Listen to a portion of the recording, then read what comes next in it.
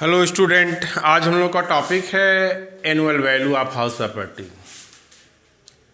मकान संपत्ति का वार्षिक मूल्य।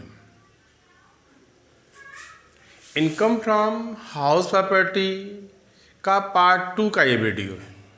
पार्ट 1 में हमने आपको समझाया था कि meaning of income from house property and computation of taxable income from house property. करयोग मकान संपत्ति की आय की गणना कैसे करते हैं तथा मकान संपत्ति की आय क्या है, ओनर, एक्चुअल ओनर कौन है, डीम्ड ओनर कौन है, ये पिछले वीडियो में हम लोग का है हाउस प्रॉपर्टी पार्ट 1 में। आज हम लोग का पार्ट 2 में ये डिस्कस करना है कि सर वो मकान संपत्ति की एनुअल वैल्यू क्या है, क्योंकि एनुअल वैल्यू के बेस पर ही हम लोगों ने इनकम फ्रॉम हाउस प्रॉपर्टी को कंप्यूट किया था। तो आज हम लोग समझ लेते हैं कि sir income from house property के लिए जो बेस हम लोग का है एनुअल वैल्यू है क्या, वार्षिक मूल्य क्या है।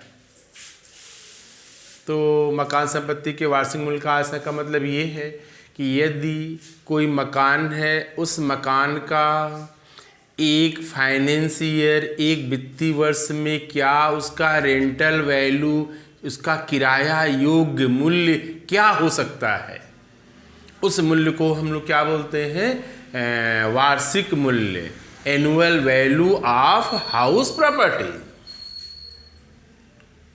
क्योंकि बहुत से मकान हम किराए पर उठाते हैं, बहुत से मकान हम स्वयं रहते हैं, तो उस मकान का वैल्यू क्या हो सकता है। क्योंकि म्यूनिसिपैलिटी भी, नगर पालिका भी जानना चाहती है कि सर आपके मकान का वैल्यू क्या है। क्योंकि नगर पालिका जितने भी शहर में मकान हैं, उस मकान के अगल बगल नाली है, रोड लाइट है, उसके संबंध में अनेक प्रकार के खर्चे करती है। सब मकान का एरिया, मकान में कमरे, मकान के बिल्डिंगें, फ्लैट अलग अलग होते हैं। किसी में ज़्यादा पानी निकलता है, किसी में कम पानी निकलता है, किसी में 20 लोग रहते हैं, किसी में 2 लोग रहते हैं। तो हर मकान की दिए गए जो सुविधाएं होती हैं, जो नगर पालिका द्वारा सुविधा देती है, तो हर मकान पे टैक्स भी लगाती है। तो उसे हम लोग बोलते हैं म्यूनिसिपल टैक्स। और ये जो टैक्स लगाती है मकान के वैल्यू पर ही निकालती है। तो एक मकान का क्या वैल्यू हो सकता है एक फाइनेंस ईयर में, एक वित्तीय वर्ष में, उसे हम लोग क्या बोलते हैं, म्यूनिसिपल एनुअल वैल्यू। चलिए, अकॉर्डिंग इनकम टैक्स क्या कहता है एनुअल वैल्यू क्या होगा। ग्रॉस एनुअल वैल्यू में से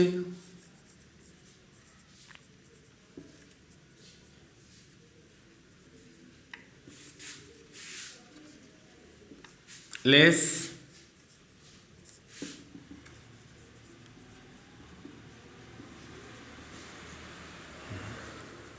म्युनिसिपल टैक्स घटाएंगे,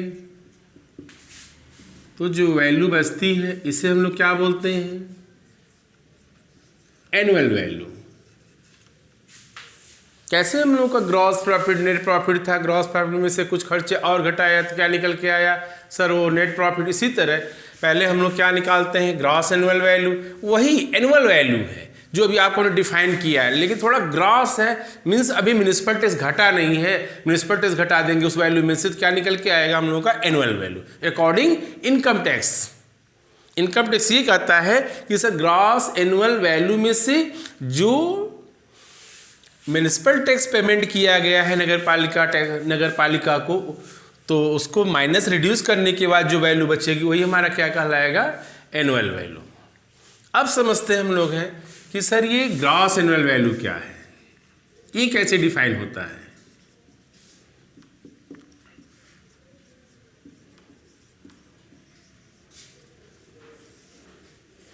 तो ग्रॉस एनुअल वैल्यू क्या हम लोगों का है, according income tax act which ever is more will be gross annual value. निम्न दो में से जो रकम अधिक होती है इनकम टैक्स उसे ग्रॉस एनुअल वैल्यू मानता है। पहला पॉइंट क्या हम लोग का है,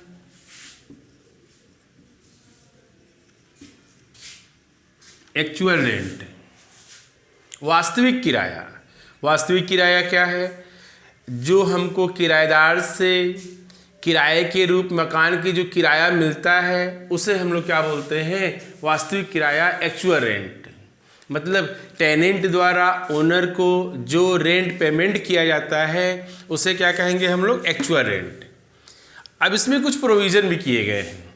क्या प्रोविज़न किया गया है, यदि मकान मालिक, मकान का ओनर एक कॉन्ट्रैक्ट के अंतर्गत अपने किराएदार को कुछ फैसिलिटी भी प्रोवाइड करा रखा है, जैसे लिफ्ट है, गार्डनर है, गैरेज है, इलेक्ट्रिसिटी है, तमाम तरह के खर्चे खुद ओनर देता है, तो इसके संबंध में जो भी खर्चा ओनर करता है किराएदार से जो किराया मिलता है उसमें से हम लोग माइनस कर लेते हैं।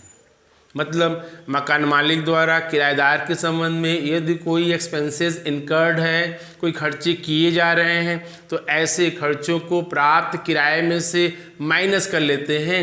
और माइनस करने के बाद जो वैल्यू बचती है उसे हम लोग क्या बोलते हैं, एक्चुअल रेंट। और भी प्रोविज़न है, यदि किराएदार ही ओनर की लायबिलिटी का पेमेंट करता है, मतलब हमारा किराएदार हमारे बच्चों की फीस जमा करता है, 20 किलो आटा देता है, 2 किलो कड़ू का तेल देता है, हमारा LIC का प्रीमियम पेमेंट कर देता है, यदि हमारी लायबिलिटी का पेमेंट हमारा किराएदार करता है तो ऐसे कंडीशन में किराएदार द्वारा जितना पेमेंट किया जाएगा वो सब हमारे एक्चुअल रेंट में ऐड कर लेते हैं। इसका मतलब क्या हुआ कि expenses paid by owner regarding tenant minus कर लेंगे हम लोग, और expenses paid by tenant regarding owner, और ओनर के संबंध में जो खर्चे होंगे किराएदार पेमेंट करेगा उसको ऐड करेंगे, और यदि मकान मालिक जो है किराएदार के संबंध में खर्चे करता है तो उसको हम लोग माइनस कर लेते हैं, सॉरी किराएदार अगर पेमेंट करता है उसको हम लोग प्लस कर लेते हैं। तो मालिक द्वारा किया गया खर्च माइनस करना है, किराएदार द्वारा किया गया खर्च हमारे ऊपर, हमारी लायबिलिटी, हमारी जितनी वो लायबिलिटी है, हमारा पेमेंट वो करता है, किराएदार पेमेंट करता है, उसको प्लस कर लेना है। चलिए, लेकिन यदि हमारा किराएदार म्युनिसिपल टैक्स का पेमेंट करता है, मकान के रिपेयर का पेमेंट करता है, या जो उसने हमको एडवांस की अमाउंट जमा किया है उस पर जो इंटरेस्ट है, 3 आइटम का एडजस्टमेंट हम लोग नहीं करते हैं। अब आपको समझा दें कि सर ये क्या प्रोविज़न बन गया कि सर किराएदार जो है अपने मकान मालिक के लायबिलिटी का पेमेंट करता है तो उसको हम लोग ऐड कर लेंगे। क्यों ये प्रोविज़न बना है? जैसे हमारा मकान जो है 10 रुपये मंथली किराए पर है, ठीक, किराया कितना आएगा, 1,20,000। हम सोचते हैं 1,20,000 रुपये हमारा सो ना हो, तो अपने किराएदार से ये कह देते हैं चलो भाई एक काम करना, तुम 10,000 के बराबर हमको जो है हमारे घर पर, आखिर आप जो किराया देते हो हम घर का सामान ही तो लाते हैं, तो उससे अच्छा करो तुम किराया ही मत हमको दो, हमको सामान ही सारा दे दो, घी तेल आटा मसाला बच्चों का फीस जमा कर दो, किराया एक मत दो। तो इनकम टैक्स से कहेंगे भाई कोई किराया हमको मिलता ही नहीं है, इससे हमारा टैक्स लायबिलिटी भी क्या होगी, कम हो जाएगी। तो इनकम टैक्स कहता है कि नहीं नहीं नहीं नहीं, ऐसे कर की चोरी करने वालों के लिए इनकम टैक्स ऐसे ऐसे रूल बना रखा है कि यदि किराएदार पेमेंट करता है ओनर की लायबिलिटी का, उसको हम लोग क्या करते हैं, इसमें ऐड कर लेते हैं। तो ये था हम लोग का एक्चुअल रेंट का प्रोविज़न। 2 नंबर हम लोग का क्या है,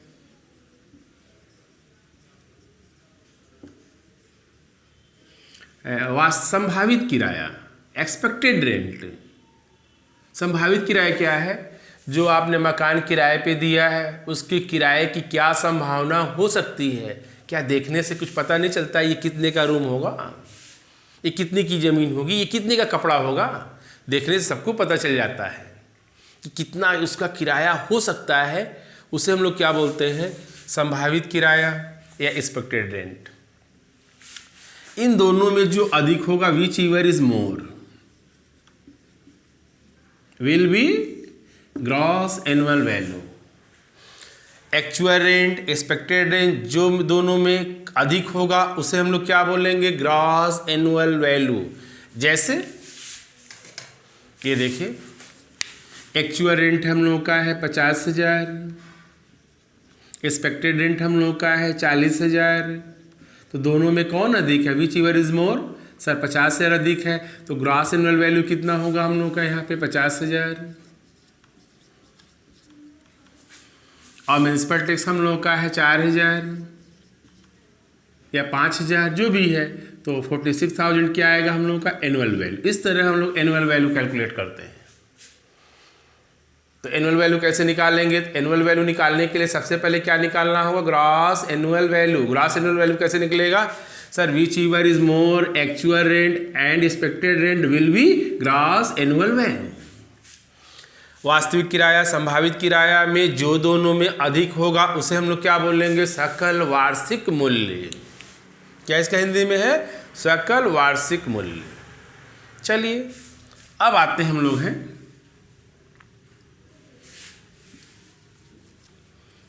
ये समझते हैं कि सर ये एक्सपेक्टेड रेंट क्या है, इसको कैसे कैलकुलेट करते हैं। एक्सपेक्टेड रेंट का भी कुछ प्रोविज़न किए गए। ये तो अपनी हमने डिफिनीशन बता दिया कि सर संभावित किराया क्या है? जो मकान हमने किराए पे दिया है या जिस मकान में हम रहते हैं उस मकान का क्या रेंटल वैल्यू, क्या किराया हो सकता है, वही क्या कहलाएगा हम लोगों का? एक्सपेक्टेड वैल्यू या एक्सपेक्टेड रेंट। लेकिन इनकम टैक्स क्या कहता है? एक्सपेक्टेड रेंट के संबंध में इनकम टैक्स के दो प्रोविज़न किए गए हैं। पहला प्रोविज़न है यदि आपका मकान रेंट कंट्रोल एक्ट के अंतर्गत कवर्ड है या नॉट कवर्ड है। If house property not covered rent control act. ये रेंट कंट्रोल एक्ट क्या है? सर हर राज्य में किराएदार और मकान मालिक के बीच होने वाले डिस्प्यूट के सेटलमेंट के लिए जो रूल रेगुलेशन बताए गए हैं उसे हम लोग रेंट कंट्रोल एक्ट कहते हैं। और हर राज्य में अलग अलग एक्ट बना हुआ है। जैसे महाराष्ट्र में है Maharashtra rent control act 1999, Delhi में बना हुआ है दिल्ली रेंट कंट्रोल एक्ट 1958, अभी योगी जी ने यूपी में बनाया है रेंट कंट्रोल एक्ट 2021 अमेंडमेंट करके। तो हर राज्य में रेंट कंट्रोल एक्ट क्या है? अलग है। और ये किसके बीच एप्लीकेबल होता है? मकान मालिक और किराएदार के बीच एप्लीकेबल होता है। जब मकान मालिक अपना मकान दूसरे को किराए पे दिया है या अपने खुद जाके किसी शहर में किराए पे रहता है। चलिए, या तो आप यदि आपका मकान रेंट कंट्रोल एक्ट के अंतर्गत वहाँ कवर्ड नहीं है, मतलब ऐसा मकान है जहाँ पे रेंट कंट्रोल एक्ट लागू नहीं है, तो ऐसे कंडीशन में एक्सपेक्टेड रेंट क्या होगा? पहला पॉइंट हम लोग का है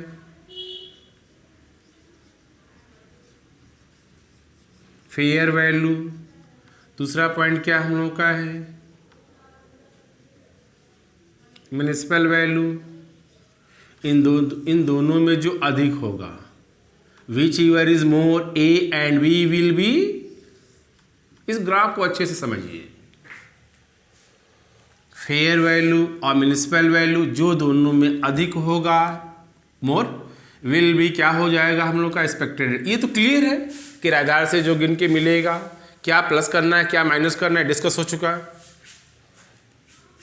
चलिए, तो क्लियर हो गया। फेयर वैल्यू म्युनिसिपल वैल्यू जो दोनों में अधिक होगा, जैसे फेयर वैल्यू हम लोग का है 40,000 और म्युनिसिपल वैल्यू हम लोग का है 30,000। इन दोनों में कौन अधिक है? इन दोनों में 40,000 अधिक है, तो एक्सपेक्टेड रेंट क्या होगा हम लोग का? 40,000। अभी इसको समझा रहे हैं सिर्फ आपको, फिर आगे लेके अभी ऊपर लेके बढ़ लेंगे। समझा भी चुके हैं, एक बार फिर रिपीट कर देंगे। चलिए, अब समझते हम लोग हैं कि सर ये फेयर वैल्यू क्या है और म्युनिसिपल वैल्यू क्या है। तो फेयर वैल्यू क्या है? जो मकान हमने किराए पर दिया है या जिस मकान में हम स्वयं रहते हैं, इस मकान का इसी मोहल्ले में, सेम प्लेस, सेम एरिया में क्या इसका किराया हो सकता है। लोग अगल बगल के लोग ऐसे रूम को किराए कितने रुपए किराए पर दिए हैं, उसे क्या बोलेंगे? Fair value. लेकिन ध्यान रखिएगा, आपका मकान यहाँ है, आप इसका कंपैरिजन कर रहे हैं 50 किलोमीटर दूर वाले मकान से, तब तो सर ये कंपेरिजन नहीं हो, हर एरिया का रेंट क्या होती है अलग अलग होती है, क्योंकि हर एरिया में सुविधाएं अलग होती है। रेलवे स्टेशन, कॉलेज, जो शहर से अधिक नज़दीक से हमारा मकान रहता है वो थोड़ा महंगा रहता है, जो आउट ऑफ सिटी रहता है, शहर के थोड़ा बाहर रहता है, वो मकान थोड़ा सस्ता रहता है। तो फेयर वैल्यू जब भी डिटरमाइन करेंगे, सेम एरिया में उस मकान का क्या किराया अगल बगल लोगों ने दिया है, कितने रुपए किराए पे उठाया, उसे क्या बोलेंगे हम लोग, fair value. Clear. Municipal value क्या है अभी समझाया भी है। जहाँ पे नगर पालिका है तो नगर पालिका उस शहर में जितने भी मकान हैं, उस मकान के अगल बगल जो नाली है, जो रोड है छोटी छोटी गलियों में, या जो वहाँ जो रोड लाइट लगा रखा है, या जो सफाई के लिए जो है जितनी दवाएं छिड़काव करता है, तो उस पर कुछ पैसे खर्च होते हैं। तो नगर पालिका क्या करती है, ऐसे सभी मकानों पे टैक्स चार्ज करती है। उसे हम लोग क्या बोलते हैं, म्युनिसिपल टैक्स। तो म्युनिसिपल टैक्स क्या है हम लोग का, तो म्युनिसिपल टैक्स सभी मकान के लिए बराबर नहीं होता है। मकान के एरिया, मकान के हाइट, मकान के कमरे, मकान में रहने वाले कितने कमरे हैं, उनके बेस पे अलग अलग मकान का वैल्यूएशन किया जाता है। इसका मतलब एक लाइन में क्या है, नगर पालिका द्वारा मकान पे म्युनिसिपल टैक्स लगाने के लिए जो उसका वैल्यूएशन करता है, उस वैल्यू को क्या बोलते हैं हम लोग हैं, म्युनिसिपल वैल्यू। जिस मकान का वैल्यू अधिक होगा उसका अधिक म्युनिसिपल टैक्स, जिस मकान का वैल्यू कम होगा उसका कम म्युनिसिपल टैक्स। अब म्युनिसिपल वैल्यू मतलब कोई मार्बल वाला मकान है, कोई टीन शेड का मकान है, कोई ना मार्बल मकान तो बन गया लेकिन प्लास्टर नहीं हुआ है, तो हर मकान का वैल्यू क्या होती है, अलग अलग होती है। तो जब वैल्यू अलग अलग होती है तो म्युनिसिपल नगर पालिका द्वारा टैक्स भी क्या रहता है, अलग अलग लेता है। टैक्स तो एक ही रहता है 10% या 12%। जो वैल्यू आएगा उस वैल्यू 30,000 है तो 10% लगेगा 3,000। जिस मकान का 50,000 होगा उसका लगेगा 5,000, जिसका 1 लाख होगा उसका लगेगा 10,000। चलिए ये क्लियर हो गया।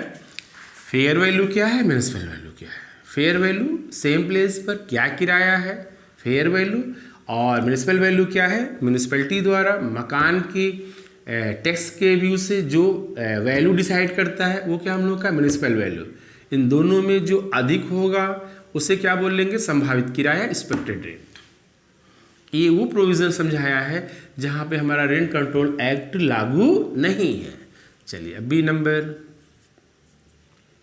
इफ हाउस प्रॉपर्टी कवर्ड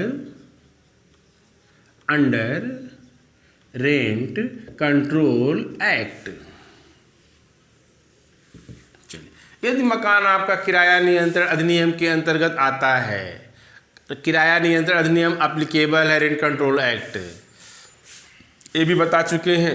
हर राज्य का रेंट कंट्रोल एक्ट का रूल क्या अलग है, हर राज्य स्वतंत्र है। भारत का संविधान उसको अधिकार देता है कि आप अपने राज्य में रहने वाले लोगों के लिए व्यवस्थित ढंग से उनको चलाने के लिए आप जो नियम कानून बनाना चाहें तो बना सकते हैं। तो हर राज्य में अपना अपना रेंट कंट्रोल एक्ट बना हुआ है। यदि आपका मकान रेंट कंट्रोल एक्ट के अंतर्गत कवर है तो ऐसे कंडीशन में ए और बी इन दो जोनों में जो कम होगा, less, will be gross annual value. पहला पॉइंट क्या हम लोग का है, municipal value and fair value is more. इन दोनों में जो अधिक होगा, ये पहला पॉइंट है, यहाँ टिक देखिए आप लोग। दूसरा पॉइंट हम लोग का क्या है, स्टैंडर्ड रेंट मतलब मानक किराया। मानक किराया, इन दोनों में जो वैल्यू कम होगा क्या कहलाएगा, वो हम लोगों का एक्सपेक्टेड रेंट। चलिए ये मानक किराया क्या है, नया पॉइंट आ गया, ये तो भी समझाए हैं, फेयर वैल्यू म्युनिसिपल वैल्यू ऊपर से। तो मानक किराया क्या हम लोग का है, अभी समझाया है कि हर राज्य में अपना अपना रेंट कंट्रोल एक्ट है।